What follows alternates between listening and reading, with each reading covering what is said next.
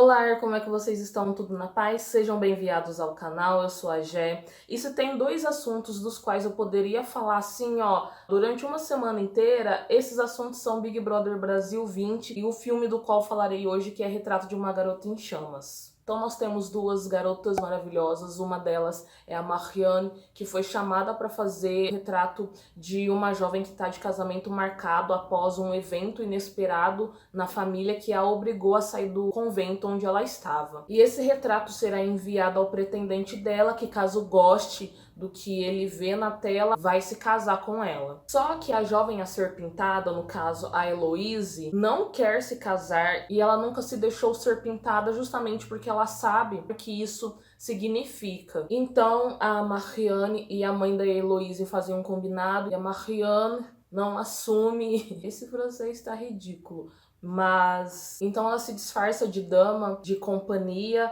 e se vê obrigada a criar mecanismos para conseguir fazer esse quadro, já que a musa inspiradora não está diante dos olhos dela. A Marianne, durante os passeios, acaba fotografando com os seus olhos todos os detalhes da Heloise para fazer o quadro durante a noite, que é o tempo que ela tem para se dedicar ao trabalho.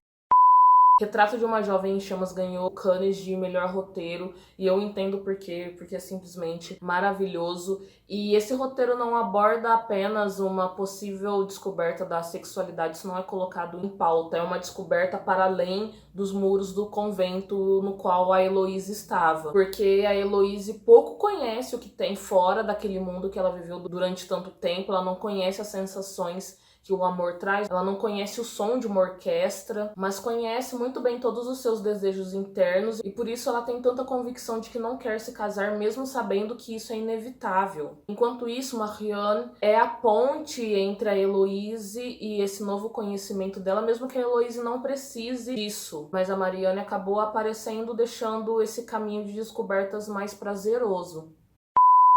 Retrato acontece em flashback e durante uns bons 45 minutos tem todo um clima de mistério, porque pouco se sabe sobre a Heloise, o porquê de ela não se deixar ser pintada, porquê que deu treta lá com o pintor, por que é que ela saiu do convento. Só que tudo vai se revelando no seu devido tempo, é tudo muito bem encaixado para não ficar nenhum buraco de entendimento ali. E falando em tempo, como um bom filme europeu, Retrato acontece de uma maneira bem devagar. Eu confesso que eu fiquei um pouco meio no começo do filme, mas depois eu mergulhei tanto na narrativa, nas personagens e na fotografia que eu assisti pela segunda vez em menos de uma semana e tô me segurando para não assisti-lo de novo, porque esse filme capturou o meu coração de um jeito que eu não consigo explicar. A última vez que eu senti isso já tem quase 10 anos, que foi com Kismig. Então, assim, esse filme me sequestrou real oficial. A conexão que a Heloise e a Marianne têm acontece de uma maneira tão natural e tão intensa que emociona. E tem uma cena que elas estão de frente uma para outra e que me deixou arrepiada e que eu quase chorei, porque mostra muito bem a conexão entre elas e a ciência que as duas têm de que aquilo tá acabando e que elas não querem acabar, mas que precisa acabar tudo aquilo que elas vivenciaram. Dá uma certa dorzinha no coração, mas é uma cena muito linda, assim. O filme tem várias cenas muito bem feitas. Eu ia escolher uma para falar aqui, mas eu não consigo, porque são todas muito arrebatadoras, muito encantadoras. A Heloise e a Marianne têm uma coisa entre elas que eu não sei explicar. E a Marianne tem os olhos mais lindos que eu já vi no cinema. Eu tô perdidamente apaixonada por essa mulher. Olha eu com crush em personagem de filme, gente, eu simplesmente não tenho limites mesmo. Eu vi algumas pessoas falando que o filme é lindo, mas que o final dele é ruim. Eu acredito que muito disso vem do fato de que nós temos um trauma com finais de filmes com a temática sapatão, porque né, só dor e sofrimento. Mas eu acho que a gente pode se desapegar desse estigma que se instalou, porque os filmes estão mudando. O Retrato termina de um jeito muito real e coerente. Pode não ser o final ideal para as pessoas, mas é um final muito coerente com toda a narrativa, com toda a atenção que se forma ao redor do romance das duas personagens. O filme todo não tem aquele desespero para que as coisas deem certo e para que elas fiquem juntas a todo custo. O sofrimento é muito bem dosado. Isso aparece quando ele é solicitado, não há uma antecipação do sofrimento, uma antecipação da despedida. Há aquele anseio para aproveitar cada segundo do que está sendo vivenciado, porque se sabe que, embora nenhuma das duas queira,